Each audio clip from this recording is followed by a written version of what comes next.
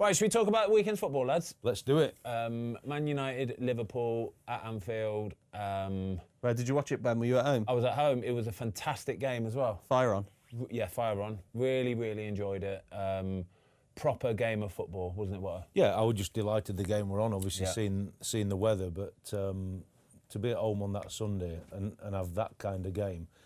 To be fair, I was very, very fearful for Man United before the game. Mate, what was our group chat like in the morning? Group chat. 6s, 7s, hello, yeah. bets going on. We thought it could be any score, but to be fair to them, they turned up at the office at Anfield and Liverpool. I don't think Liverpool ever thought it was going to be an easy game because of the rivalry and everything around it. But Man United proper turned up, and to be honest, I was quite surprised at half-time it was still goalless because both teams had like real good opportunities. Do you know what my only worry is for this game? Is that I think we've seen this from Man United too many times, where you just expect them to get pumped, and then they go and put in a performance like this, which shows that they're fully capable of doing that, yeah, because it was a mixture of quality and it was a mixture of commitment and work rate and endeavour and wanting to get on the front foot from the very moment they started the game.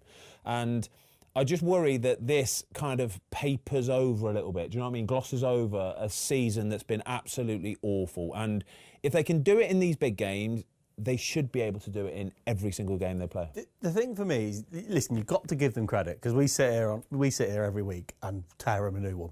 They're pretty much, don't we? Yeah. Deservedly so, though. Yeah, but first and foremost, you've got to say they did really well. They played really well. But the thing that worries me is Amorim, Martinez, they come on after the game, they speak very well, but they're going, this is it, it's mentality and everything else. And you go, the geezer's been there for 10 games or so. Yeah. So why, Ben, now? Okay, I'll disagree with that a little bit. Actually, I don't like what Martinez did.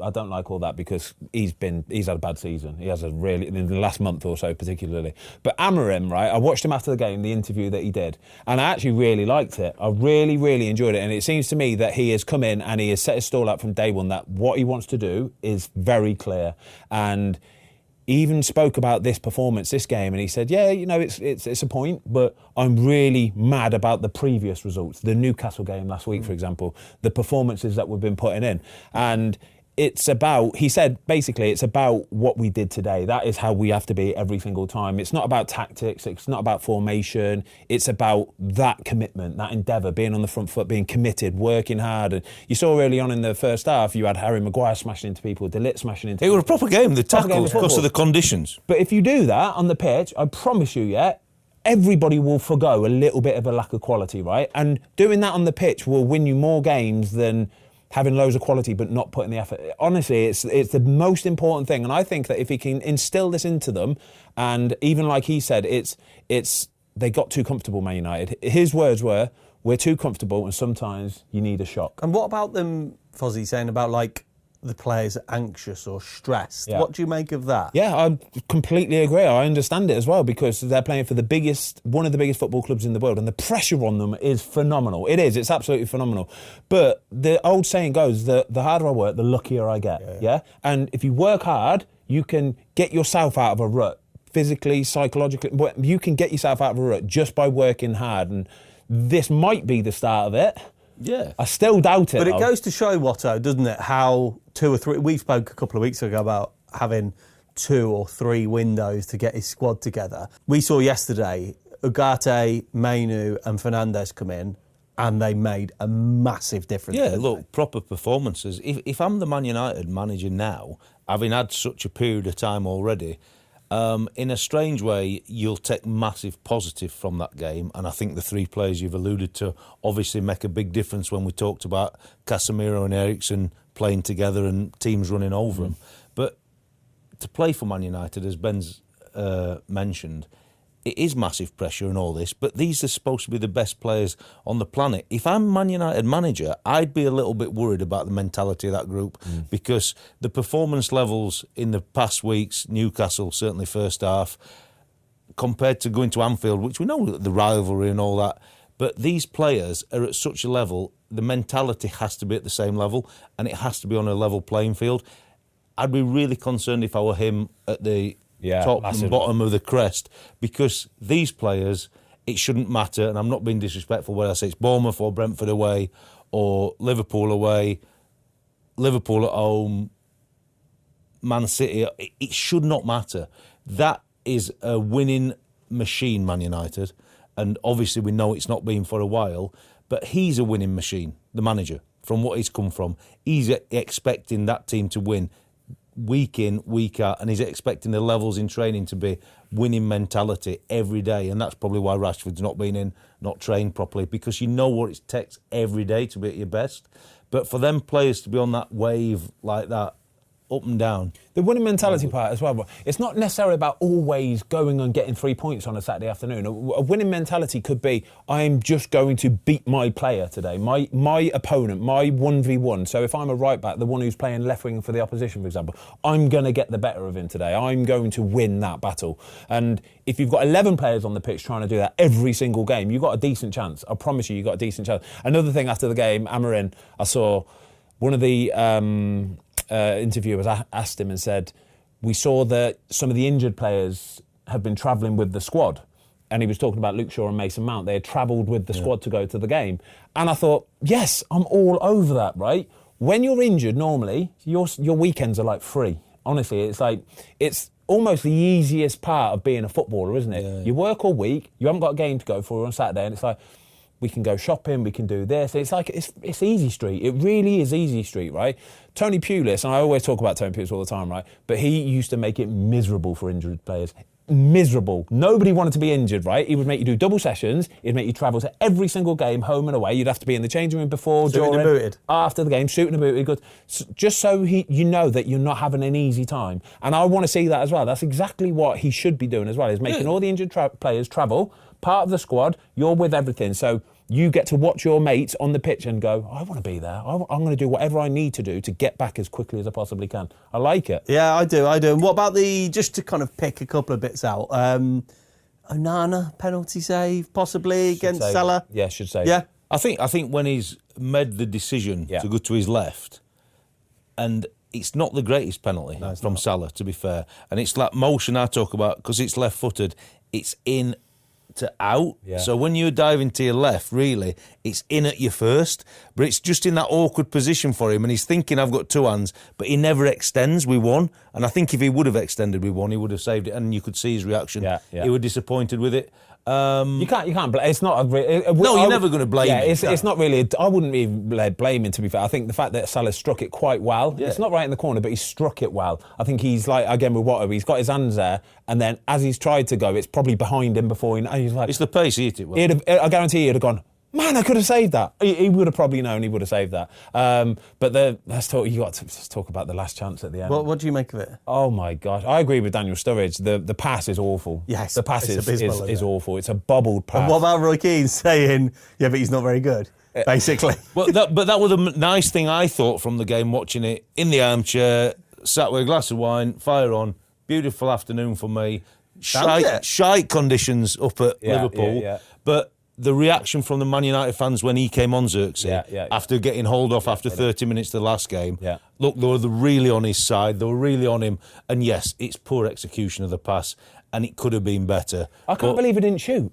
I can't believe that's what I thought. I thought when he went through in that position there, he's got that much time, and he's in so much time that he's had a chance to look up as well. He looks up, he can see where Onana is, he can see Maguire in his peripheral vision over there, and I just thought, mate, just back yourself, just drill it hard and low, go for the goalie's legs, either try and find a corner or get it in between the goalie's legs, right? You've got a real chance of scoring it. You see on the replay, obviously you see the bobble and Maguire gets it halfway up his calf, doesn't he, and on his shin. But there's two Liverpool players really right that are blocking it. They've read the cutback, to be fair, and it would, even a centre forward, it'd have to been a good finish to get past him. Yeah. And I'm a bit like you. I think when Alisson's come down the line of him and he's in an half and half, no man's position. Belt really. It. Yeah. Mate, maybe there's a lack of confidence when you get dragged at half an hour. I'd say that's probably what's running through his head. Should we talk about Liverpool? Should we give them... I thought they were okay, Liverpool. I think we're talking so much about Manchester United. We've got to talk about Liverpool. Man United were very good. That's the best you've seen Man United this season, isn't it? They can't do much better. Liverpool, that's probably a 6 or 7 out of 10 for Liverpool. Agreed? Yeah, you'd think so, wouldn't you? There was a couple of...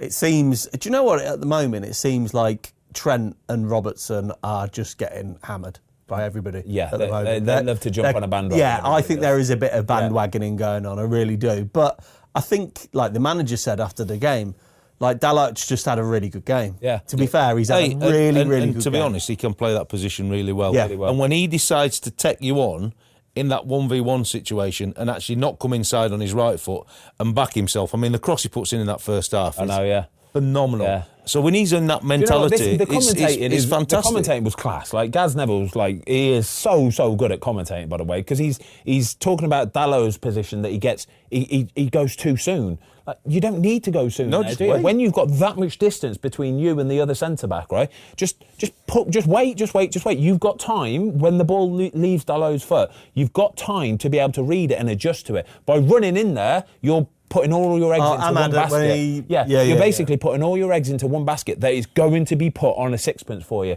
You don't need to go into that position. Just hold, wait. And if he would have done, he'd have been able to have adjusted himself and got a full. He was full gas, wasn't he? Full gas. He was full gas. Yeah. Just back off a little bit and wait. He didn't need to be. But look, I thought the game was phenomenal. I'm a bit like you guys. I thought the two fullbacks for Liverpool got really heavily criticised. Robertson were really unlucky for the equalising goal. I mean, it goes through his legs, doesn't it? Alisson's got no chance. Trent didn't play particularly well, but not deserving of the abuse he's had for sure. But look, I've never been in a position where I've got a potential life-changing move on the cards, and obviously we've got to January. We're talking about the same scenario. What do you make of when Jamie Carragher and Gaz Neville were talking about the bid from Real Madrid, and Jamie Carragher said that he thinks Trent's people have manufactured that bid from Real Madrid. They've invited it. They've got in touch with them and said, make a bid for Trent. And Gaznev said, no, why would they do that? Why would they do that? What good would that do? They know it's going to get rejected. But I agree with Jamie Carragher. I totally agree with him. Nobody puts a bid in for a player, unless they want that to happen. It's the way that it goes. That's the way the modern world works, right? We've discussed They know that it's going to get rejected. They know that. But what it does do is it helps Trent out a little bit because it gives him a little bit more bargaining chips with Liverpool. He can then say, mate, I've got Real Madrid here. They've put a bid in for me. I know I can go and get 350 grand a week off Real Madrid. If you match that, I'm not saying that he's going to want to do that because I'm pretty sure he's on his way off to Real Madrid, right? But Real Madrid are well within their rights to do it. That's the whole point of the 6 month. The Bosman ruling is that once you get down to this, somebody can make a bid, and even if it is a rubbish bid, they're allowed to do it.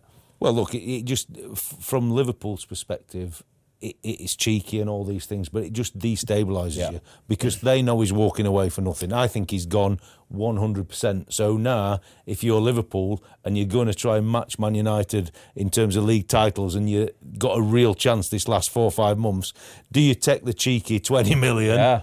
Or 30 million or whatever the derogatory offer may well be because of the situation in the summer? Or do you say, I tell you what, he can walk away, but if we get to level on titles with Man United and we win it this year, it's worth that loss. Yeah, exactly.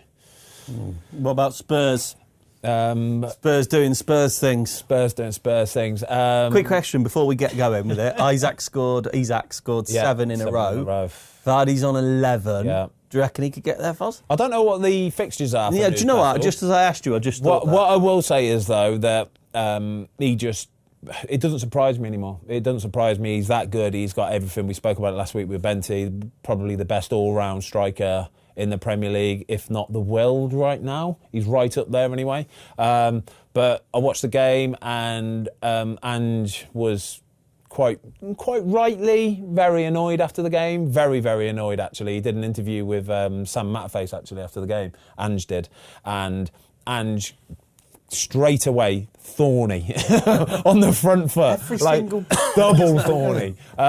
He basically said that I'm delighted with the way we played today. We deserve to win it. And if everything was fair, we should have won that game. If things were equal and balanced. There you go. And he kept repeating it. Obviously, he didn't want to get himself in trouble. But, I get it for the goal. We'll talk about the goal, but, that was a stone wall on Anthony Gordon as well. It was.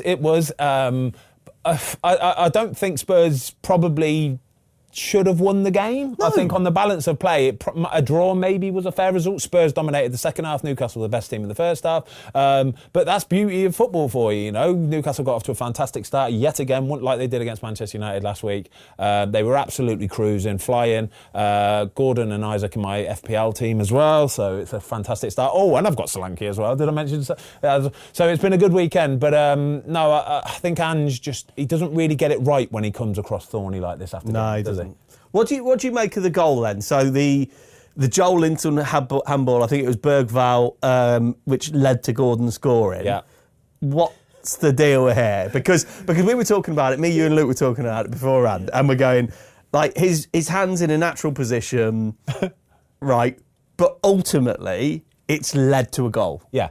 There's been a couple this weekend. Yeah, there was one in the Fulham game as well. Yeah. Did you see it? Yeah. The same sort of thing, and it wasn't given as a penalty, even though he's got his hand I don't even right think there. they looked at the one. They didn't even look at it, mate. They didn't. And it was a full hand on the ball. Same as this, full hand on the ball. And then Dan Burn does a... Mate, one up here. Honestly, it's I just think the Joe Linton one, I think they have to give it as handball because Spurs are playing out. They're getting through somewhere. And I agree, the hand's not moved, but it's hit his hand. Yeah. And now you argue, well, it shouldn't have been there. But if it's hit his hand, then we just have to stop. And I think the Spurs players, to be fair to them, expected it. I mean, I can't remember, but when you saw the replay and the ball had gone in, the guy who passed it, who did you say it was? Sorry. Bergvall, I think. Yeah. And he's like, to the lads, ball. You could see he were like so convinced that goal. It's not even a question. Yeah. And ultimately, look, Spurs get off to an unbelievable start. Solanke scores a really good goal. They have to build on that. Yeah. And we were talking off camera, obviously, Brandon Austin debut, 25 years of age to get your first start. 26 in a couple of days. Yeah, it's, he's had a long, long journey. He's been on the bench, I think, 75 odd times or something like that. For Spurs, but you don't want to be critical because obviously he sees every day in training. He sees what they do on the match day. But this is like naivety from him, and I don't want to be overcritical, but it's his first game. They've just gone 1-0 up, and it's a quick roll. Yeah. Just let everything set. They're on such a poor run, but he just wants to do what the manager and coaches are asking him to do. So it's just like a training session for him. He gets boom, and we'll get going. But when you're playing, you've been there, I've been there, playing, coaching, you can feel it different. You've got to read it, yeah, you've got to read it. Smell it a little bit and just calm everybody down. And I'll come on to the same thing when we talk about Chelsea Palace later, because I think the goalie makes a similar error there. But it's experience gets you through these situations. They've got a big call now to make for the midweek game, haven't they? They've signed the new guy, Kinski from Slavia Prague. 12.5 mil. Yeah. I thought Austin did more than enough in a debut, but Spurs' season really is coming down to this midweek game, isn't it? Ange is very kind of famously at the beginning of the season said, didn't he, I always win a trophy in my second season, you know. Yeah. So he's going to be wanting to go for that massively, whether he keeps with Brandon Austin or goes with the new goal. Either way, they're having a really, really, really bad time of it. And if they do get knocked out in the week, it's two legs, isn't it? But if they get a bad result, then we said last week, he's under pressure already, Ange's. He's under massive pressure. And coming out and doing these interviews, I don't think they help his cause. No, and look at the contrasting squads as well. So Sven Botman, I think, came back. He's been out with ACL for 9 months. Yeah. And you look at the Newcastle squad now, you compare it to the Spurs squad in terms of they've been decimated with injuries, they've got suspensions and stuff. Yeah. Oh, it's brutal. And I think this is part of the reason why Spurs fans do get so frustrated is because they're having to play so many players out of position and young players, inexperienced players, but he's still asking them to do the same thing. He's still asking them to do the same thing that he wants established England, Argentinian, whatever internationals, really good players, they can do that just about, yeah? You need to be at the top of your game, but he's asking young kids to do it now, and it's a massive ask. It really is a massive ask, especially in the Premier League when you're playing against Newcastle and you've got rats, absolute rats. Well, Newcastle played really well. And I think Tonali. Oh my God. I just think he's hoping that Liverpool, even though it will be a good team that they play in the week, gives him an opportunity to get through that game because it's on the least of Liverpool's priorities, to be honest. Right, lads, should we talk about the 2 p.m. Sunday game, Fulham at home to Ipswich? Yeah, it had everything. It had everything. Goals, referee stinking, Silva was fuming. I like Silva. He wears his heart on his sleeve, doesn't he? I liked it at half time, actually, when the camera's in the tunnel and he's coming out and he's having a calm chat with the referee, but inside he's absolutely seething. How weird is it, by the way, when you're at Fulham that you've got to walk all the way over the pitch, from the changing room, because it's in the cottage. The changing rooms are in the cottage, yeah? What do you mean?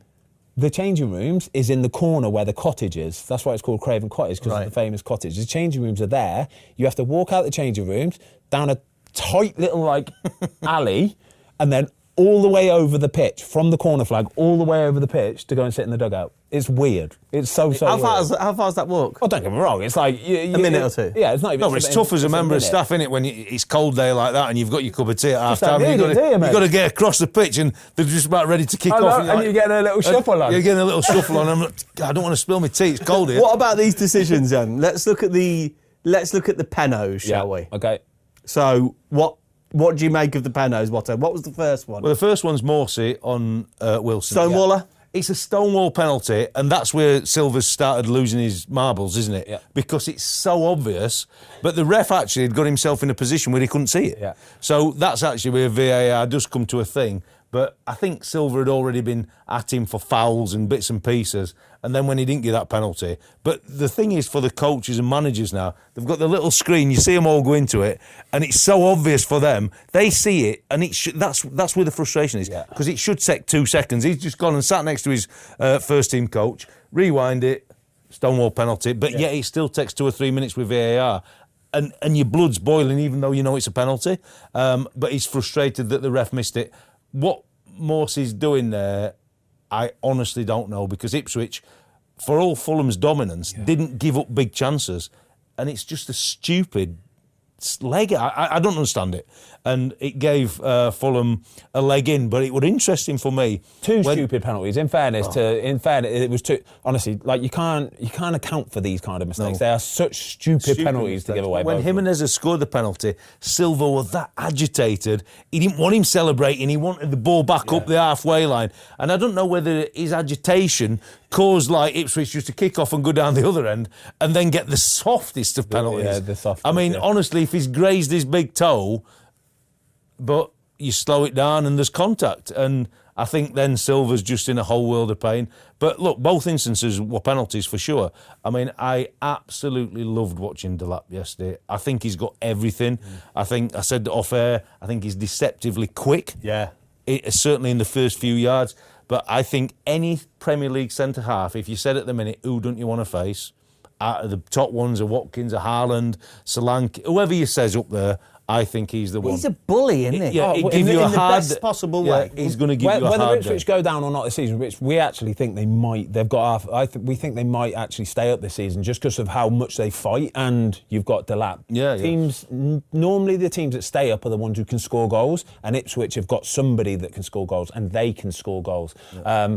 But whether they stay up or go down, Liam Delap, I think, will be at the top of a lot of football teams' shopping list. Well, there's rumours and murmurs of City that they've got the buyback, apparently. Mate, 60 million quid's going to buy you him. It will be 60 million quid, because if you're Ipswich, you are not going to want to sell him for anything less than that. No. English, young, his work rate, when I say about rats, I always say a rat, right? And I don't mean it in a derogatory way. I love a rat, I do. I love a player that works hard, but has it built in them to want to work hard and do the nasty side of the game that a lot of players don't want to do. He wants to do that. He loves doing that, in fact. He thrives off doing that. He is a bit of a throwback, isn't he? He thrives off doing it. And as I said, I think he gives any defender in that league their toughest afternoon. Honestly, I think he's got the lot. And, Ipswich will be very grateful they've got him, because he's given them a fighting chance. The Harry Wilson, do you think it was a red card? Do you think the defender was that getting back across? Leif Davis came back. I thought the defender did really well, because he knew that there were enough covering players. Yeah. And I think Silva goes mad. This is the start of it all. But I actually didn't think it was a red card. If you compare when Robertson got sent off for Liverpool against Fulham, there's no comparison. He's last man. He's had a bad touch and he nicks it past him. This time, I think Davis knew what he was doing. He saw the covering defender. He sees Christian Walton in the goals.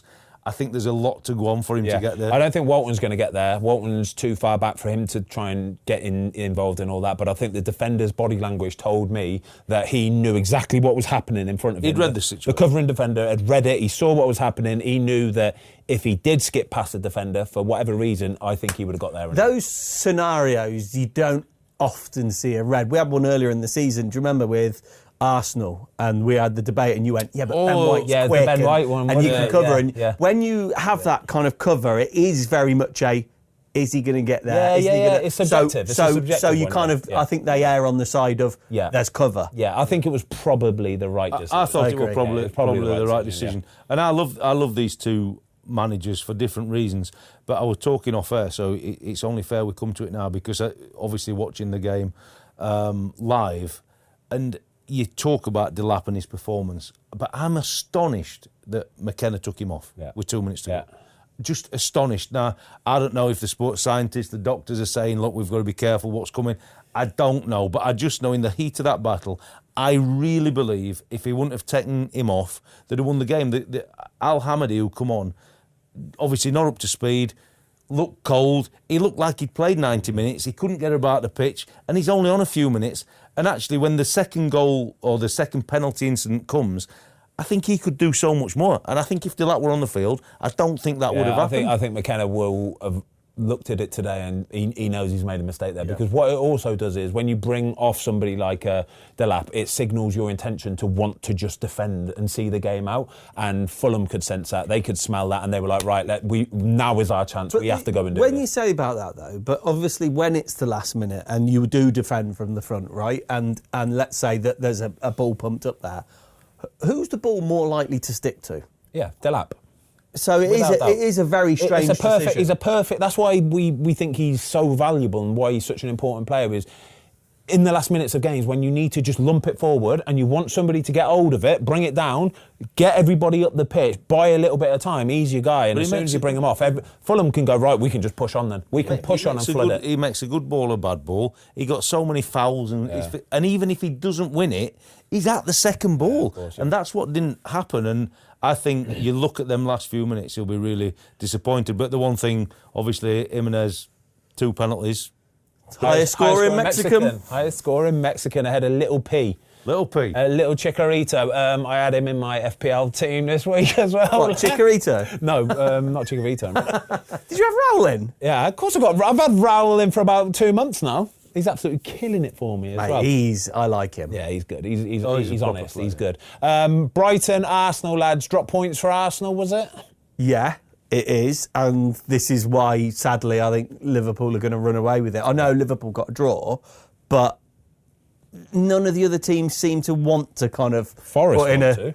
Well, Forest want to yeah. put it in, all right. Do you know what I mean? But when we talk about two managers, Ben, this is like, listen, every week we talk about football, and your opinion is different to mine. Yeah. You're clueless, I'm clueless, everyone's clueless, and whatever else. But after the game, it really made me laugh. So Arteta, after the game, has said, I've never seen anything like it in my life, regards to the penalty. The penalty, right? Yeah. And then Hertzler comes and says, penalty, clear penalty. Right? So how are we supposed to dissect that then? That is football in a nutshell. Every single week we do this show, right? And I say he's a good player. Somebody in the comments says, Ben Foster knows nothing, he's a shit player. And I'm like, well, what chance you got? You know, what chance you got? That's the beauty of football. Everybody's allowed an opinion. And we never get the decisions right, do we? Was it a penalty, Watto? I thought it was a penalty. Have you seen the slow-mo of Saliba getting his head on it? Yeah, but, mate... Was it his head or was it his hair? It was his hair. Does that count? No, not for me. Look, the reality is... And I did this with Luke earlier. He's dropped the nut on him. He's basically dropped the nut on him. He heads it and he heads him after. Yeah. What have we spoke about goalkeeping all this time? If I come out and want to punch you, push, and then get the ball, I've hit you first. Yeah, so it's a penalty. Yeah. And that instant is exactly the same for me. And I think sometimes as a manager, you'll look back on your comment and think, really? Because if it's the other way around, he wants a penalty for that. Yeah. And there might be one later in the season where he's screaming penalty. So you've got to be very careful in the press what you say.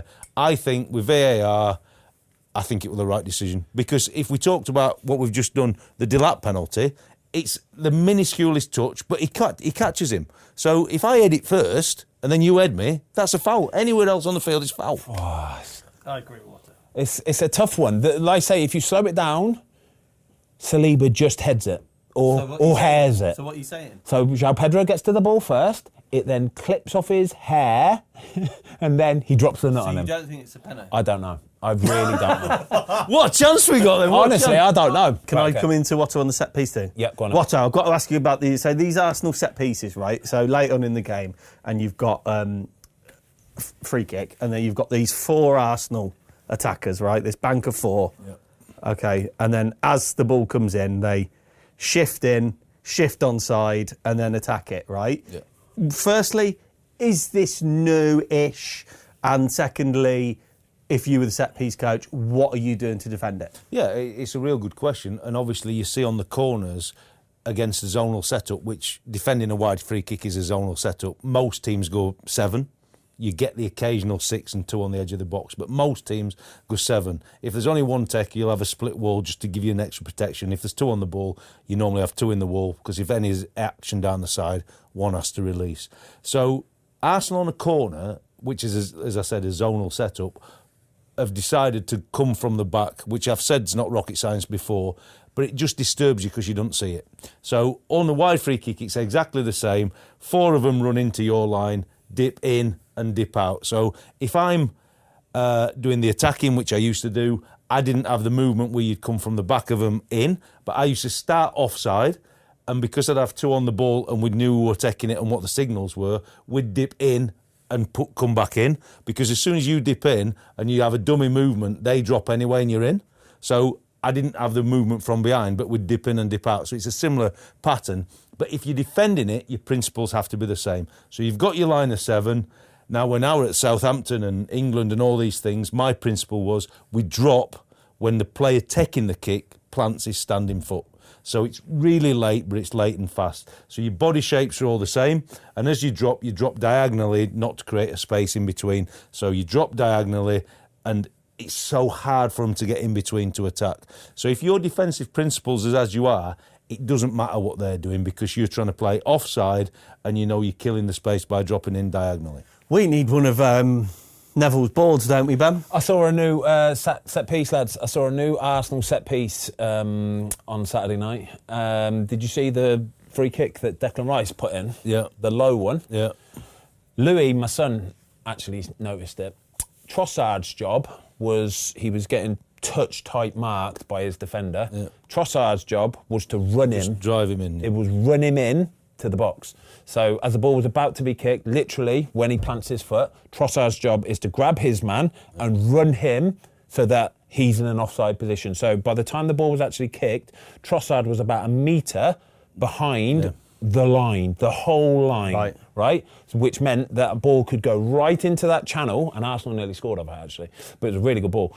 Right into that channel, and I just watched it, and Louis said, "Did you see that?" And I went, "What?" And he went, "You see Trossard then?" Trossard literally grabbed his man and ran him towards the goal, and I was like, clever. Yeah, but I saw it and I really like it, but I just think with VAR there, I think he's giving you a foul. That's exactly what it is. I think that's a set piece, and I'm not being disrespectful. One for yesteryear. League 1, 2, Championship, because you're relying on an official. Do you think if they would have scored that goal, Arsenal, not necessarily Trossard, right, but do you think if one of the Arsenal players would have put that ball into the back of the net, they would have disallowed it because Trossard grabbed somebody or physically moved somebody? I think it's interference. A foul. Because if you're on the defensive side, like I'm alluding to, and your principles or whatever your principles are, hey, look, your principle might be I'm going to drop a yard before he gets to the ball. You decide as the set-piece coach what your principle is. But whichever you decide, you're definitely not working on the principle that somebody's driving your last man in. And for me, ultimately, it's like a rugby tackle. It is a foul. I mean, it was really clever. But the commentators on the game never pick it up. Great ball, always miss the sitter. But it only happens because of what you're alluding to. All the little bits and bobs that happen beforehand. And I think that... But I think you can have a block on a front guy. So I think what Arsenal do that's really clever, and a couple of teams do it, is they drop the first man just to go early and then be coming back upside. And if you hit the back of him, you're not really, but you've done a clever one. Yeah. But I think grabbing and pushing in is a foul. I think Nwaneri did really well for Arsenal, took his goal really well. Goalie's a little bit disappointed. When the ball actually goes in, the defender slides and it just misses his foot. And the goalie he's blinded by a little bit. He's expecting a little bit of a touch or a block or a clip, and he doesn't know whether to go to his foot, doesn't know whether to go with his hand, and by the time the ball goes in the back of the net, the first thing he does is look at his defender and go, you got him away, basically. Yeah. He says you got him away. But he did really well in Nwaneri. I was surprised when they brought him off. I think they are going to miss Saka a little bit. Not necessarily because of the lack of quality that they've got replacing it. I just think having a Saka on the pitch is that bit of wow factor, a bit of star factor. Odegaard as well. Odegaard. That surprised me. I would want to know why. I would want to know why he wasn't starting the game, because that's the difference between possibly winning. As soon as he's not on the pitch, it's so evident. It's so evident. Yeah, I thought Brighton were fantastic on the day. Yeah, but Brighton's a tough game. I know we've got a stat here saying they've not won in 8 matches. I know they're not all defeats, and they've picked up some good points for sure. And actually, they've drawn twice with Arsenal now. I know Rice got sent off in the last game, but with Liverpool playing Man United yesterday, that's a statement game for Arsenal. Yeah. And I'm surprised Odegaard doesn't start. And I'm not being critical of Arteta. We don't know the ins and outs of it. But from the outside, it looks like a poor decision to me, when we've always sat here alluding to what the difference he makes. He's even come on at half-time and changed games, hasn't he? Especially when it's Brighton. I don't care who Brighton are playing, I would back them to get a result against them. I promise you, if that was Liverpool, if it was Man City, whoever it was, I would back Brighton to put in a result, put in a performance that would get them a result in any given game. I know they haven't been on a fantastic run of form, but I would always count them as a chance of getting some points. And it's a hard place to go, obviously, but you do feel like it's a couple of points dropped. And then Chelsea, again, do you know what? When we talked about Chelsea about, 4 or 5 weeks ago, like we sat here and said, with their squad coming into the Christmas period, this is where they might do well, because they can rotate. And it's gone the other way. In fairness, Palace, Chelsea always struggle against Palace, always home or away. They always struggle against Palace. But this is where this kind of rhetoric of, we've got such a good squad of players that they love to mingle in and they can rest. But then when it doesn't work well and they're not winning games, you say, well, we need a stable team. You need a steady starting 11 that you can rely on to go week in, week out. So I don't really know what the answer is. Maresca alluded to it a few weeks ago when he said, like, we're not there yet. We're not a championship team. And maybe this is what he's saying kind of coming to fruition, because Nicholas Jackson has been good this season, but missed a couple of big chances. Yeah, look, he works with the players day in, day out, and you wonder what the messaging is behind his messages when he alludes to the fact that we're not ready, we're not this, we're not that. But he works with them every day, and Jackson has been on phenomenal form. But on another day, Chelsea are 3-4 clear here, and it never gets to that point. But in any level of football, winning by 1 goal is never enough, because chances can come. But I said at the start of the show, when we were alluding to the Tottenham conceding their first goal, I think Sanchez here is exactly the same. He's got the 2 centre-halves split, his 2 full-backs are up, he's got simple, safe options here. Why does he play into Parma, where Palace are ready to swamp and be on the jump? That's their trigger. If he plays in, they've set a trap, and he's gone for it. It's 10 minutes from time. Because you can't really, like, the ball, it's bouncing into Parma, and although he's an absolute player, you can't blame Palace are buzzing. Palace want that. That's the only thing they're doing. They're buzzing for that. They want that. In fairness to Palace, even from that point onwards, though, there was a lot to do, an awful lot to do, and the goal was unreal. Like, Ismail Assar, phenomenal. Ball into Eze. What a ball across as well from it. It's incredibly well-worked goal. We've actually got on screen here, it says, Sancho, incredible assist. I'm not having it. Who put this on, lads? I'm not having it. Cole Palmer gets the ball. Jinx does about 3 players and then slot. Wait there. No, but what about the first bit on the halfway line? Sancho. Oh, come on, mate. It was like Pele. Mate, when he done the goalie in the World Cup. Remember when we talk about like, old wingers and taking your man on, skinning them? Sancho has absolutely. It's lovely. It was great. It was fantastic. But this is assists come in all sorts of different forms, lads. If I give the ball to my midfielder, right, on the halfway line, he goes and beats 5 players and then curls it in the top corner, I still get the assist for that. You know that. I know, but it's what he did on the halfway line. It was like phenomenal. I'm not that goal doesn't go in without Sancho. I think he's. It doesn't sound like you do. Do you want him to go back to Man United now? He's done. There's been a couple of them this season where somebody's played a ball into Cole Palmer and he's beat about 4 men, sat them all down, then curled one into the top corner. I'm thinking, you're going to get an assist for that. You're going to get FPL points for that. He deserves his assist. I think I'm just bitter I haven't got him as an FPL I'll player. agree with you on that one, but he should get double points for that assist. Right, so what with Sancho then, Foz? So obviously he's United owned.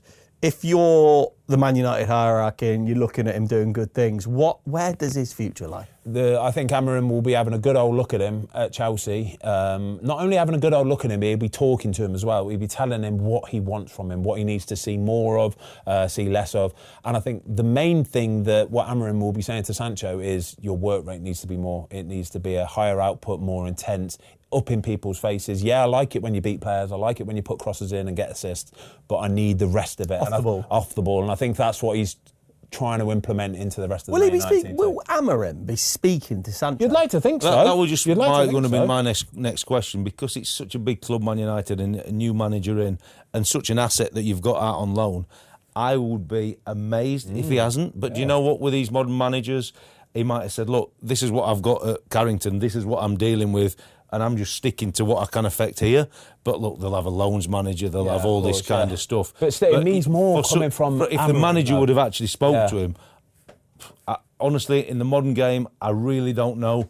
Heart on heart, if I'd have gone in to ever have that opportunity and you'd got assets out on loan, you would try and have some contact with them. Because I think the personal touch is important. When I was at Man United, I know we're going back to old Alex Ferguson times and stuff like that, I was a nobody at Man United, yet I was out on loan at Watford for my first ever loan, and Alex Ferguson wanted to talk to me. He wanted to get in touch with me and ask me how I'm doing and tell me to do this and ring me. I'd have to go back every international break down to Carrington, back training with the lads. So I would be very surprised if they've got a very valuable asset in Jadon Sancho out on loan and they're not checking up on him. What were those conversations like? Would he say, would he ask you questions about the club and saying, what's Adi Boothroyd like? Everything. It's a general chat. It's how the game's gone, how you're feeling in the games. I've watched this. I saw that save you made. I saw that mistake you made. Maybe do this. I want to see a bit more of it. What are you like around the place? Are you upholding Man United traditions of being first in, last out, professional, all that kind of stuff? He wants to know how you're progressing, basically.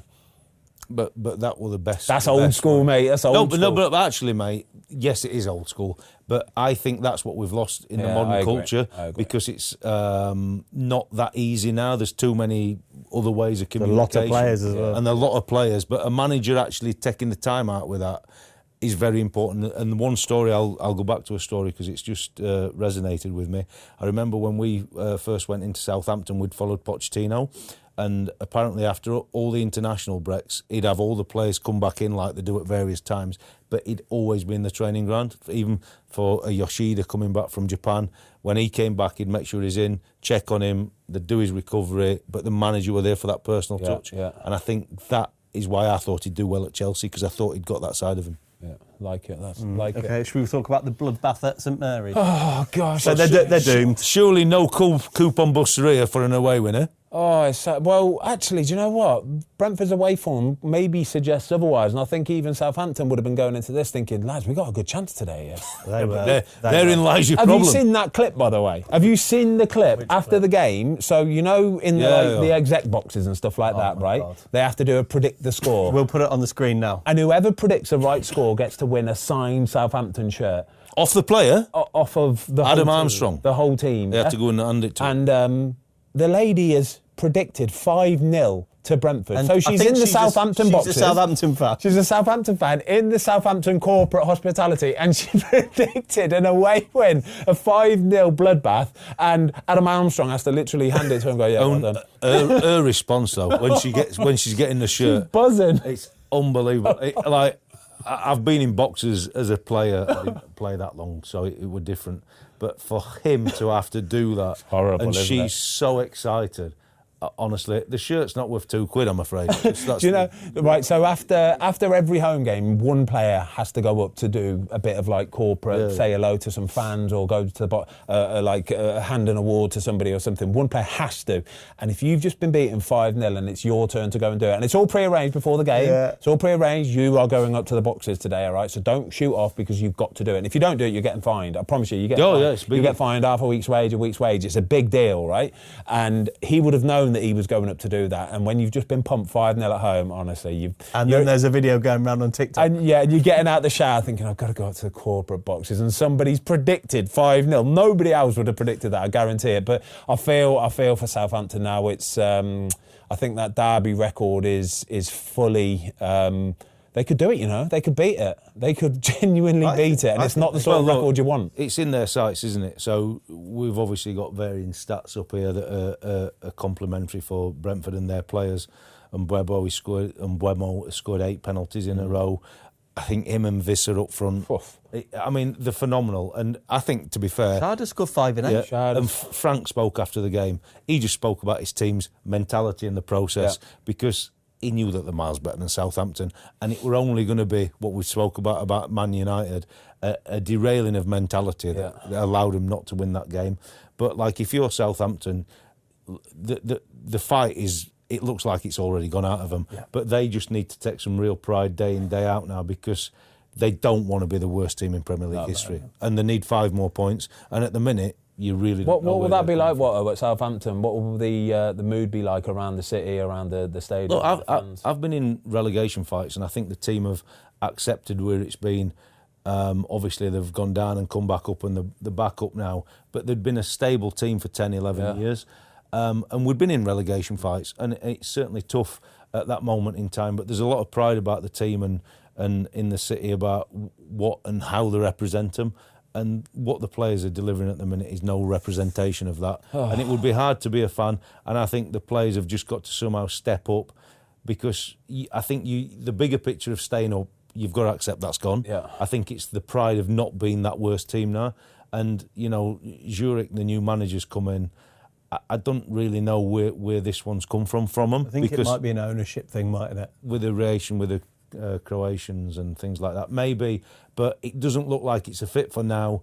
And certainly if the worst happens, which we all basically know is going to happen, is he going to be the guy who can understand Championship football to get them back up? Well, they're not going to get rid of him now, are they? They're not going to... No. There's no point. I don't know. If they go and lose another couple, 3 or 4 or 5 or 6... But what would be the... But at least get somebody in ready for Championship football, ready to try and get you back up out the Championship. What they should have done in the first place. Is exactly what they should have done. I've got a question for you. So, looking at Brentford, and there's sometimes people will kind of get after us for saying, like, stop trying to sell our players or, like, being disrespectful. But the reality is Brentford aren't a Liverpool or a Man United in terms of the history and the size of the club. But how good are Mbeumo and Visser? Fantastic. Like, what level are they? They would be a genuine top 8, top 6 kind of solid start every week in, week out. You know what you're going to get. They're going to get you goals and assists.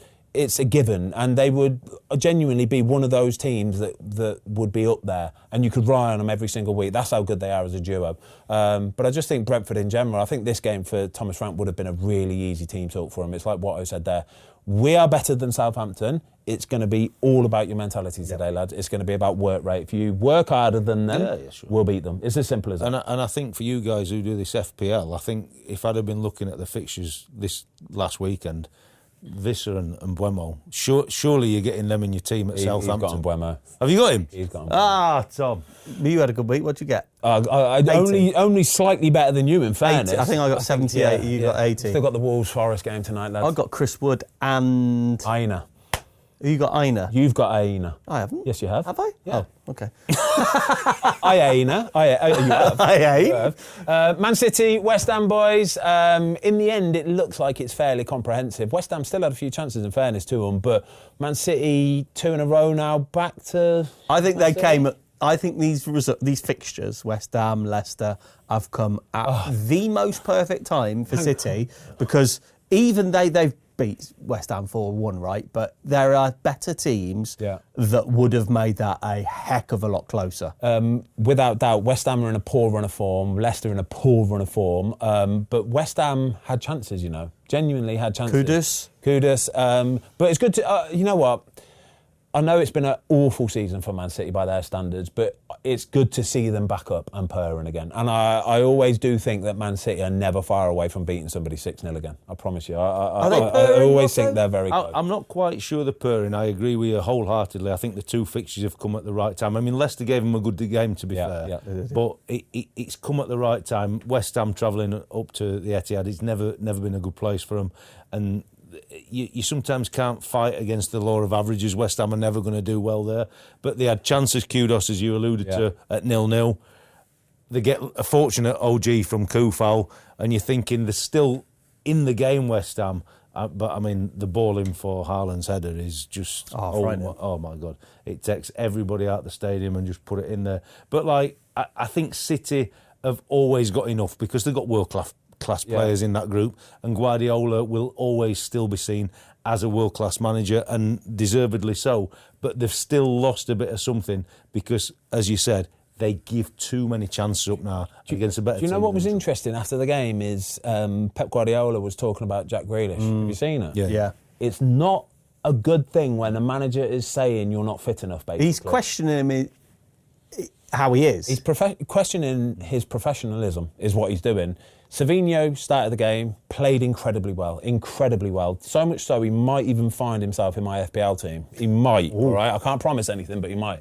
And so the question was asked is, why was Savinho starting ahead of Jack Grealish? And he said, basically, he's in better condition than Jack. Do I want the Jack Grealish from the treble-winning team? Yes, I do, but he's not there at the minute. And that is about the worst kind of indictment that you can get from your manager, is somebody questioning that you're not fit enough. If you were Jack then, there's two things. One, is that true?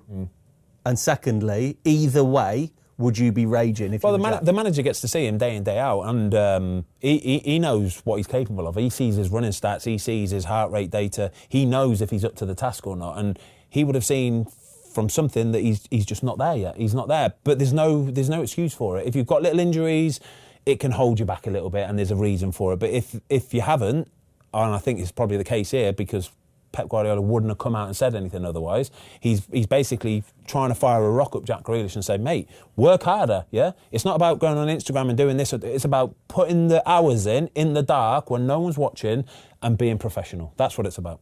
Yeah, he's put one on him without giving the full... Remember when he did it to Calvin Phillips a couple of years ago? He was a bit more brutal about it as well and said he's basically overweight. Yeah. And it's a rocket that sometimes players need, because as a professional footballer, especially in the Premier League, especially one of the big boys, you cannot get away with that nowadays. You cannot. You cannot carry 1% of body fat more than you need to. I promise you can't. You can't change the culture. If he's not doing it, the culture in the dressing room is seeing just the percentages dropping off. Drops. And that's what Amorim's tried to do with Garnacho and Rashford. Because if you get the culture right and you want to come to training every day, which is your place of work, and commit to that work and not just turn up on a match day, then the culture's getting better, which is why we spoke about taking players to away games, hotels, all this stuff. Create the culture.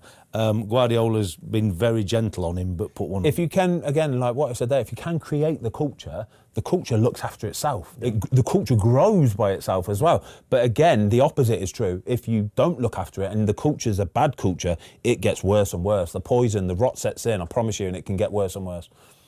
He's just tried to make sure that they're going to be on it. So he wants Grealish, obviously, to take that on board. But he'll have a leadership group that they want to take ownership. Because when that culture in the dressing room's right, it gives him as a manager the best chance because they're at it. Yeah. All right then, Watto. So, towards the end of the season, I love a little hypothetical. Villa are offered Jack Grealish.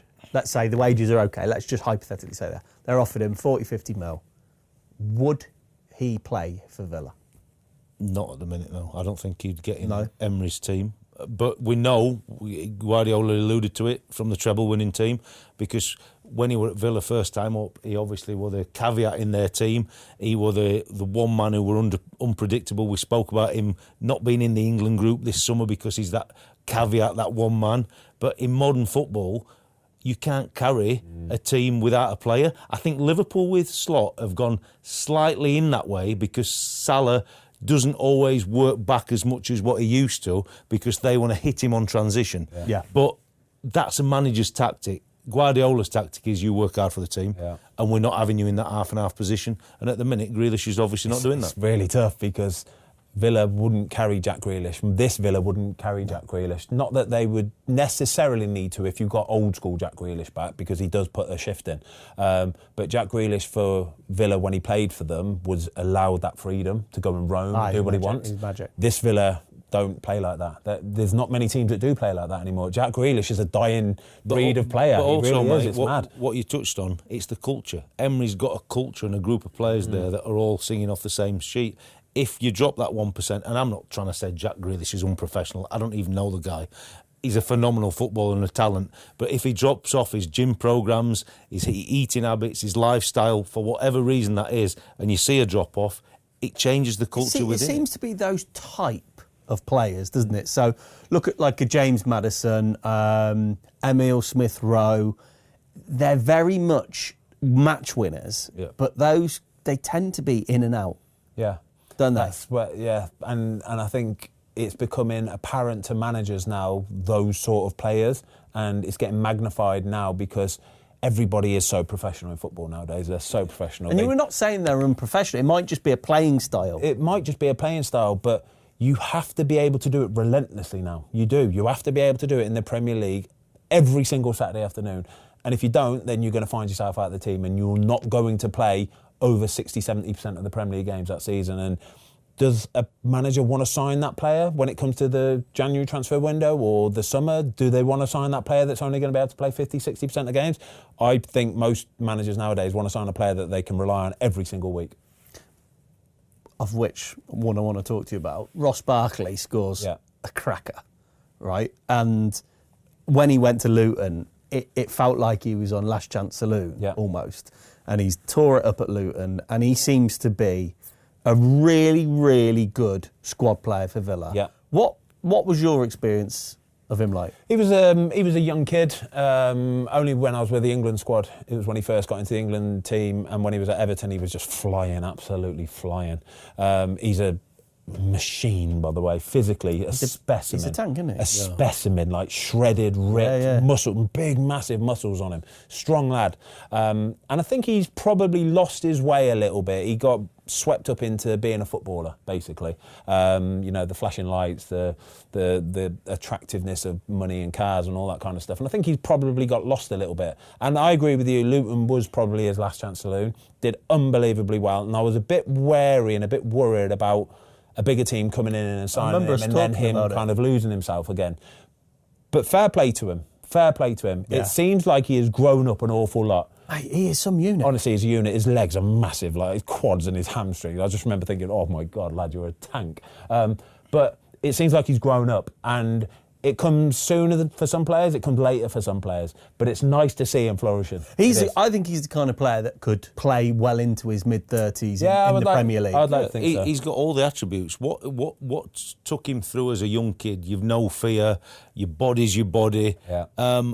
But again, the professionalism probably weren't quite where it needed to be. It'll catch up with you as well. And it caught up with him for a period. Now, as he gets older, lifestyle changes, you realise what football can bring to you and you want to be involved in it, and you've got to be at the very peak of your powers to survive. Luton would have been a real good grounding for him. But what we talk about in terms of Grealish, going back to Villa, and what Emery saw in Barkley, would he have had that without being that professional now? Because Emery's a shrewd cookie, and he saw Barkley as a great footballer and everything that comes with it, but also would have done the homework to know that he's back in the game, mentally and physically, because he's doing the lifestyle things properly. And what about the goal? So, was it Vestergaard? Vestergaard header's poor, isn't it? What do you reckon? Yeah, look, I think from Leicester's perspective, both goals are really, really poor because there weren't much in the game, to be fair. I think the first half were a particularly drab affair, really, and Leicester would have been delighted to go in at Villa Park 0-0. But on such an easy cross for Vestergaard, whose real strength is headers. I mean, it's more like an attacking header because he punches it down to him on the edge of the box. Look, Barkley has a good touch and it's a great finish. So, the chances of scoring from outside the box are not always that high, but he's probably one player you didn't want it to fall to, him or Tielemans, and it's a great goal, but it puts Leicester on the back foot. Fortunately for them, they get back in the game, but the mistake from Justin in the bottom right corner, he could have cleared it 3 or 4 times. Villa are on the press, they get on the ball and cross, and Bailey gets a finish that ends his run in 19 games without. They did really well, and Maatsen was at it, and the run from Bailey was superb, wasn't it? Villa are a good team, yeah, they are. I think these are the sort of games that a team like Villa just get over the line in. Yeah. Do you know what I mean? They just get over the line. Like Leicester now, that, I worry a little bit for Leicester. 5 defeats in a row in the Premier League. Well, Ipswich are showing green shoots. Exactly. Wolves are showing green shoots. So since Ruud took over, they obviously won that first game against West Ham. Yeah. then they drew against Brighton. Then it's 5 defeats in Who a have row. what's the fixtures looking like now? I'll tell you right now is what I'll do. They have got... They need to have a bit of a... They've got QPR in the Cup first, and then it's home to Palace, home to Fulham, away at Spurs, away at Everton. So... Points. Do you know what? Three out of the next 4, innit? Basically, 3 out of the next 4. Even every single game, right, for Leicester is you have to give it everything you've got, especially the ones against the teams around you, right? Because they're the 6-pointers. If they go and play in Ipswich or somebody similar position, a Wolves, for example, yeah, that's 6 points right there. If you lose it, oh wow! If they don't get 4 points out of those games, it's trouble. It's massive trouble. I'm sure Rude is, every single game just thinking, this is probably a little bit tougher than what I thought it might be. Yeah, look, I think they're up against it. I mean, Gary Lineker, even on Match of the Day, said we just need a decent centre half, just one to try and help out a little bit. I mean, you guys have done your Foscast with Connor Cody. He's a great guy, isn't it? I remember first working with him with an under 16 or 17 England team, so I've known him a long time. But he's probably more suited to a 3 at the minute. Yeah. And I think Vestergaard's more suited to a 3. Yeah. Obviously, at the minute, pace will get you caught out. Pace and physicality. The pace in the Premier League now is ruthless, and when you ain't got pace, it's... They need to find a solution at the back, because if you keep shipping goals and obviously missing the goalie, I think it's a big one as well. Yeah. Not that the goalie were at fault for the 2 goals in this game particularly, but I think he'd been such a presence for them. I think they need to sort that position out pretty quick. Right, I want to speak to you about the top 4, because it looks like Liverpool are... Hang on a minute. Forest are playing Wolves tonight, Forest are still within a shout. We've still got one more game to go, by the way. Yeah, I know. We've got Bournemouth to come, by the way. Before we do, right, who's going in the top 4? So you've got Arsenal? Newcastle for me at the minute. Newcastle for me are getting into that top 4 come the end of the season. They've found it now. Momentum. They have found it. Gonna... City wouldn't surprise me if they can get somewhere near it. I wouldn't be... I can still see Man City, Newcastle, Forest, Arsenal, Liverpool being the 5 that are going to be there come the end of the season. Your heart tells you want Forest to do it, like we've done with so many teams. Forest have got Wolves tonight, right? Wolves, think about this for timing as well, yeah? Wolves have been relying on Cunha so much, right? And tonight is the only Premier League game he's missing because of this ban, right? Forest, I am pretty sure, will take full advantage of that.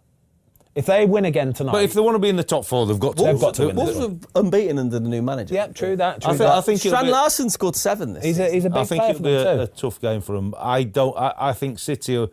I could not bet against City getting in the top 4. No, I couldn't. Just with the squad they've got. And Newcastle, you've watched every game I've watched of Newcastle in the last 6 weeks, right? They are blowing teams away. Honestly, they are phenomenal. I would love a Forest to be able to do it, because I think Nuno's done an unbelievable job, but I just don't think they've got the squad to get over the line. Yeah, we'll see. Final game, lads. Bournemouth, Everton. My boy Kirkes. Brooksy. Hold on, we'll talk about Brooksy in a minute, all right? Leave Brooksy alone. Kirkes. Put him in my halfway team of the season. Had him in my FPL team at the weekend. Delivered. Assist, clean sheet, 13 points. He looks like the Welsh guy who does all the gym stuff. What's his name? It's the boys, right, boys? Anyway, Bournemouth, I think, what is this? No defeat now in 8 games, is it? Yeah. 8 games. Bournemouth, undefeated in the Premier League. That is some going, isn't it? Phenomenal. Look, I've said all along, they're the real deal, aren't they? Always a tough place to go to, really Bournemouth, tough, for any team. Yeah. Iriola done an unbelievable job, probably gone under the radar because of Maresca, what he's done, even Nuno at Forest, Slot coming into Liverpool. He's not even mentioned. Hertzler comes in at Brighton, gets more publicity.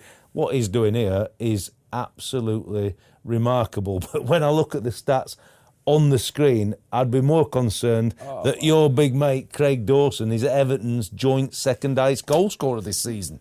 Clarify it. Just clarify it, please. So Everton haven't scored in 8 of the last 10 games. They've scored 5 goals in those 10 games, 4 of which were in the same game. Against Wolves. And 2 of which were own goals. From Craig Dawson. So Craig Dawson... You're a bastard to Craig. So Craig Dawson is Everton's second top scorer and what have you, in the Premier League this season. Is that right? Yes. And that's ridiculous, lads. That is ridiculous, right? A Premier League club's at the halfway mark, second top scorer. is another player that. And what have you made me do this morning?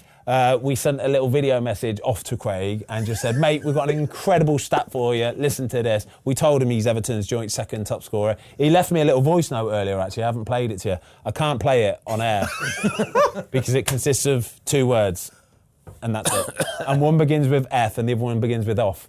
So that is just unreal. Everton fans have got to be really, really worried. I, like everybody else, sure you do, listen to TalkSport, and they get a lot of Everton fans ringing in. They're really, really unhappy with Sean Dyche. The football at the minute apparently is a tough watch.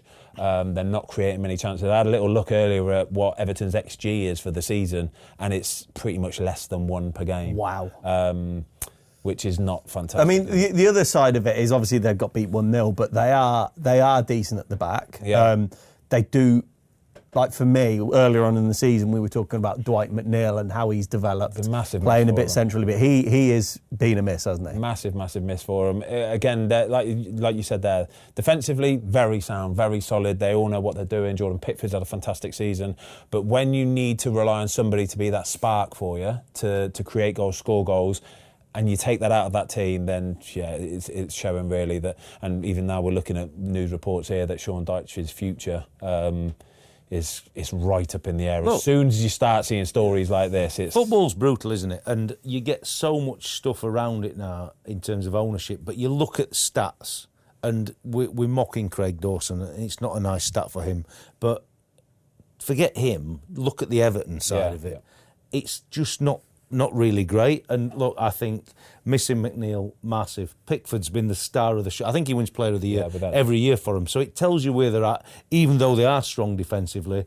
But you're not going to get 38 0-0 draws. No. If you're an Everton, a massive club, we talk about the stadium and going into it, you just have to have so much more. We talk about it, that it's not the greatest squad, it's not this, it's not whatever. And Everton fans probably want so much more investment and quality. The only fortunate thing for them is that the 3 promoted teams look like they're still going to be the ones. Ipswich are showing a bit of fight. Leicester, unless they show a bit of fight in the games you've just alluded to, very, very quickly are going to sink, and Southampton are gone. I think Ipswich, the reason why I think they'll be all right is because they can score. Yeah. And scoring goals can get you safe. Yeah. This is my big worry with Everton, is that they can keep as many clean sheets as they want, but if you don't score goals, you're not going to win games. No, and there used to be a real threat at the set plays, and obviously McNeil's delivery is part of that as well. But when they dry up a little bit for you when you're an Everton team, because they would get you the 3 or 4 1-0s that get you over the line quite comfortably. There's only one team in the Premier League that scored less than Everton. Who was it? I would assume that's the Sunny Saints. That's the Sunny Saints. 15 goals this season for Everton. Brooksy? What a goal. What a goal. Lovely goal. It's such a good news story. He is somebody I'd love to get on the podcast, by the way. Coming soon? Coming soon? Coming soon? Possibly. Do we know? Possibly. We're getting Brooksy on the podcast. So happy for him at the weekend. The way he took his goal as well. You know, that's how you're supposed to take a goal. Right? Just nice and caressed it home. Feel it didn't there. Didn't bang it, no, did he? Jordan Pickford can't see it. Defending the way. Just use that defender. Put it back across. I loved his interview post match as well, where like he great, was honest, and they're like, you can't be happy. He's like, no, I'm not happy. I want to play. Yeah. But he said it the right way, in the right spirit, didn't he? Yeah, he did, yeah. No, it's nice to see him back. Really, really happy for him. That was it, lads. Should we go and do the quiz? Tell you what I'm not happy to see back. The Quizmaster. Oh, yes. Watto, I text Watto, he robbed me last week. Robbed last week. I wouldn't call robbed it a robbery. last week. I wouldn't call it a robbery. Oh, Jamie. Watto. I text you straight after the away, show, yeah. didn't I? Honestly, I've been robbed. I was trying to enjoy the Norfolk lifestyle, and Tom straight onto me. I thought he'd actually miss me, but no, it were about the Quizmaster. I said you won't believe what's happened. Come on, Jamie, here you go, mate. Get yourself here. Let's go. The feet up on there.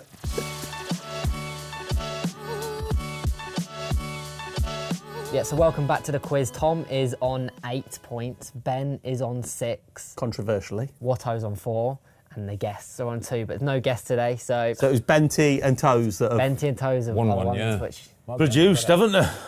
Yeah, and there was some, obviously, controversy last week. So if you want to say a player's name for an answer, got to say the first and second name. So Every question. So if I just shout, That's a as in little last bit week, over the top. Ayew, So what, I do I should've get got a it last week? millisecond to That's taking say Jordan, or am I out? You have to say Jordan Ayew. So if I just say first, or well, I wouldn't say first. So what if I happens just if they say second- it? So let's say the answer's James Milner and he just goes Milner, you're disallowing it. Oh, I don't know, because then that is a Well, bit... but you're the referee.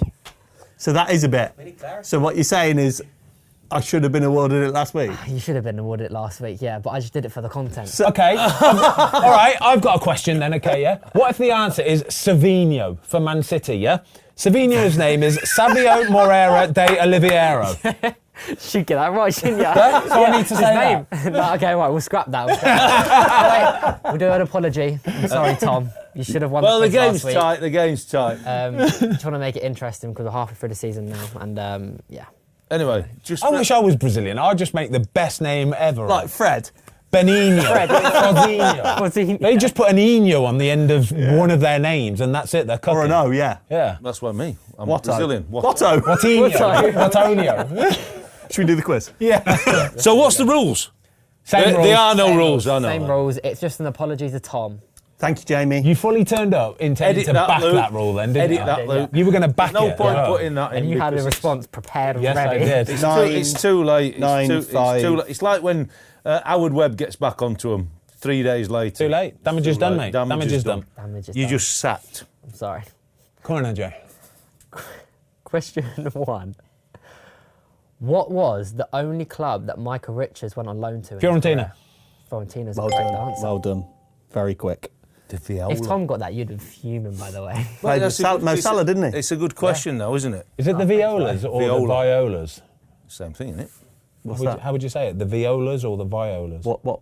Fiorentina's nickname. I didn't know that was in it. Viola. Viola? Viola. Isn't it Italian? Viola. Viola? Viola. Don't know.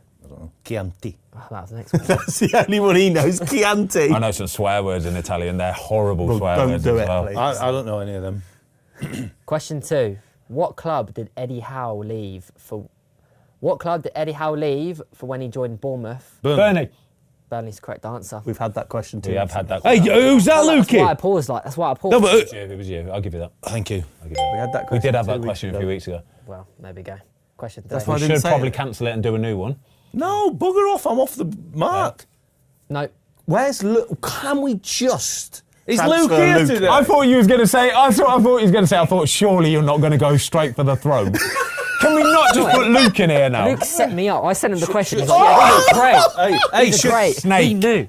Absolute I'm not having snake. it. Do you know what I'm going to do next time I come? Ethan's got, from when he was a kid, he's got yellow and red cards. I'm going to bring them because I think you're going to have to get them, mate. You're going to have to get them, mate. Mate, off. I think he's just peppering me for no reason, all right? We had the question. No Like, more. you've not- No more. Okay. No more. He never sent him No for you more. to check, did he? No. I did. No more. Game's gone. Question 3. I'm sitting back now. You look relaxed, mate. Which current Premier League playing Colombian has over 100 Premier League appearances? Estupinam. No. Oh, so how are we going to say? Really good. I'd have had to say Purvis though, wouldn't I? No, Yeah, no, you no. wouldn't. No, we're all right. Which current Premier League playing Colombian Colombian. has over 100 Premier League appearances? Diaz. No. He's got 82. Oh, that's an incredible answer as well. Oh, wow. Are you looking at the answer, Tom? No, I'm just looking. Yeah, he's not allowed on his phone in the thing. He's not allowed back in there. He's not No, allowed back that's in. fine. Estupinam's Peruvian. Yeah, Yeah. Yellow card. I did see. I'm going to have to bring him, haven't I? I have to get him. 5, 4, 3. Nicholas Jackson. Mate, He's you're from gonna get Senegal. pelters for that one. From Senegal. There's Not a, even the right continent. I don't know why I said that. Nicholas Jackson. You're That under was pressure like, because he did that the was like timer. verbal diarrhea. Am I not allowed back in? We are all back in. Am I allowed in? Yep, and it is a Crystal Palace player. What? What? You're all back in. So you all get the same clue. Why have you done that and you haven't got it straight away? Crystal Palace. Crystal Palace player. Which current Premier League player is Colombian? I think I know, has and I over don't know. 100 I don't Premier remember his League name. appearances. 5, 4, Colombia. 3, 2, 1. Begins with an N? No. Jefferson Lerma. Oh, it's Didn't know he was Colombian. I didn't know. I that. didn't know he was Colombian. I thought I'd got it with Diaz. I have to be No honest. idea I he thought was it was Colombian. Nicholas Jackson. I'm sorry, Nick Jackson. And who's number one? Who do you think? What, for Colombian Yeah, appearances? all time. Juan Pablo Angel. Correct. Come on. Do 175. I get a point for that? No point. No. 175. 175, yeah. Didn't know he had that long a... Villa legend. There we go. Question 4. Tim Sherwood has managed Spurs and what Villa. other Premier League club? Well done, Watto. Aston Villa Well in done. 2015. Well done. We've got a commentary question now. Question 5. Coventry question. Commentary. Do you want me to do the voice or do you want me to do... Please don't please do the voice. I love the voice. I'm not doing a voice. Oh, come on, James. He needs to do the voice, doesn't he, Ben? Good voice. Do the roar.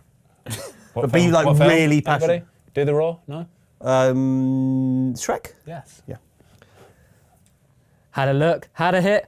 Oh, Captain Fantastic. A wild celebration Vincent for a Kompany. goal of wildest dreams. Against Leicester? Yeah, it is Vincent Kompany. I was going to say Sounded company. just like him. I wondered where we were going with it, but anyway, let's Remember that goal? Sergio Aguero's going, no! That was, Sané, is that Sterling, one yeah. of the most iconic Premier League moments? That goal, one of? Aston. Top 10? Yeah. Top 10, yeah. Top 10. I like watching it now because you just see that bloke walking up the steps as he's walking. Yeah. Okie dokie. So it's 1-2. Yeah. Question 6. Apart from Ben Foster, can you name one of the 3 players who have won the Alan Hardacre Trophy on 2 Didier Drogba. occasions? No, not Didier Drogba. On what, sorry? Let me repeat the question. Yep. Apart from Ben Foster, can you name one of the 3 players who have won the Alan Hardacre Trophy on 2 occasions? So the Alan Hardacre Trophy is the trophy for the League Cup final Man player of of the match. Yeah, Yep. man of the match. Bale. Not Gareth Bale, no. Not Gareth Gale. No. Man City have won it a bucket load of times, haven't they? Well done, Ben, for this. Got 2. Thanks very much. For 2 different teams. Yeah. 5. Is that a question? No. All back in. Kevin De Bruyne. No. Mahrez. No. Caballero. No. You're all out. The answers were John Terry, Vincent Kompany and Virgil van Dijk. All centre-backs, actually. All centre-backs. I was thinking penalty shooter. I like that. Imagine them as a back 3 playing in front of Oh, my God. DVD. Vinny Terry. Kompany and John Terry. Oh, It'd have been my a good back 3, that. gosh! Wow. Who's the captain? Who's playing on the left? Because like Terry and Vinny Virgil. Terry. Vinny Kompany. I'd have John Terry. Vinny Kompany. What, as Manager captain? now. On-pitch captain? John T, yeah. Yeah. Oh, A good question, though. good question, yeah. Thanks. Imagine that as a back Luke sent 3. you that one, didn't he? Imagine Man United had that back 3 If you played right in now. goal behind them, you'd not bothered. know what to do. Yeah, ball into the box. Yours. Have you seen how many goals Burnley have conceded this season, by the way? Like 8 or something. Ridiculous. Go on, James Trafford. Question 7. In the FA Cup final in 2023, Manchester City beat Manchester United, but who scored the winning goal? That's a good question. 2023. Yeah, when Manchester City beat Manchester United, who scored the winning goal? 2023. Bernardo Silva. No, De Bruyne. no. That's what I was going to say. 5, 4, 3. Foden. No. All back in? All back in. Mahrez. No. Haaland. No. Was he there? Yes. I think so. 5, 4. We're not all back in 3. again, are we? No. Stones. No. Gundogan. Oh, Jamie! There we go. Tom didn't like that question. No, not a fan. Didn't like that. Well, we 2-1-1. We didn't like it because we Like didn't get it. history question. You know, like from... A thinker. I know that is a history, but do you know what I mean? How many questions left, Jim and I? You can't win, 3. Jay. You can't win. Can't win. Either too hard, too easy. I know. Stop stirring the Can't pot. win. Or you get them straight away. Like. Question 8. The only Bulgarian in Premier League history to have over 200 Berbatov. appearances is Dimitar Berbatov. But who is in second with 195? Bulgarian. The only Bulgarian in Premier League history to have over 200 appearances is Dimitar Berbatov. Petrov. Stilian Petrov is Wait the there. answer. Wait there a second. No, we said the rule at the start. Wait there a second. I'm just saying, last week, I got called Stillian and Martin Petrov, right? And last Well, it's not going to be Martin, is it? Come on. Well, it wasn't going to be Andre last week. Right, there was a mistake last week. We know that, and we're going to learn from our mistakes. You have to make mistakes. What an official. Exactly, don't you? Jay. So that's what I've done. Okay. And You're like the Howard Webb of officiating. That's strong officiating. I respect really that. good. I respect that, Jay. Well done, mate. That's good. Good, mate. I'm life lesson. consider myself put back in my box. Do you want to know an honest truth? Go on. I meant Martin. I'm not joking you. I'm not joking because I saw him on holiday once, right? And the only reason why it popped in my head was because that's the only other Bulgarian I know. And I thought, oh, it's Petrov, Martin Petrov. And that's exactly the honest truth, I promise you. I love the fact that he's gone Stillian Petrov and you've gone, yeah. Yeah, well done, me. Oh, do you know what? The game's gone, Tom. The game's gone, mate. I'm happy with that. That's given us entertainment. All that motivational talk to camera. You've got to pull that I swear, I promise you, that's the God's honest truth. I met him on holiday, shredded, absolutely shredded he was, right? Tanned, like, and I thought, who's that guy? So that was it was Martin Petrov. What's the score? 3-2-1? 2-2-1. Yeah. Oh, gosh. Question 9, career path question. Oh, you like these, Ben? I have played for Arsenal, Brentford loan. I can't say this. Beveren loan. Who? Brighton loan. Reading. Chelsea. Aston Villa. Emi Fulham. Martinez. No. Stoke. Brighton loan. Brighton. I'll say it again. I have played for Arsenal, Brentford loan, Bavarian loan, Brighton loan, Reading, Chelsea, Aston Villa, Fulham, Stoke. Steve Sidwell. Stephen Sidwell is the correct answer. That's good. That's good, that is. I had Danny Welbeck in my head. I couldn't get it out of it. He was on telly the other day. So you took the lead, yeah? I have indeed, Jiminy. I have Number indeed. 9 shirt at Chelsea he got, didn't he? Did he? Yeah, he did. didn't he? Good shirt Yeah, for him, very that. good. Yeah. Final question. I'm out. John Barnes has managed what international Celtic. team? Oh, no! Jamaica. Jamaica's the correct answer. I tried to say that really fast. Hey, that's it. That's what I expect from you. That's what I expect from you. Big questions like that, get him to nibble, nibble, nibble. Well done, mate. What's that, 8-7? I wouldn't have got that. That's 8-7. 8-7. Well done. Yeah, well done. Well lad. done, Jiminy. boys. Well done. Well done, Gemini. I don't know if I deserve My it. but- favourite quizzes of the season, that was. Really? Yep. Chris Get you- Martin. Oh, the Martin Get your Petrov Oh, thing it's was brilliant. classic. Martin Honestly, Petrov, it's yeah. brilliant. Good show. Well done. Class. Show. Really good, really good. Well done, everybody. Hope you enjoyed Couldn't get it. it over the line at the end. Just couldn't, mate. It's close. Come in. You shot your bolt a couple of times there, Watto. Bit keen. Bit keen. King. There we go. Well, you What, know, Michael, Moises, or who, Jay? Right, I'm not we were quick Anyway. off the trigger, didn't we? We are quick with the trigger, yeah. I don't know what to say. See you next week, guys.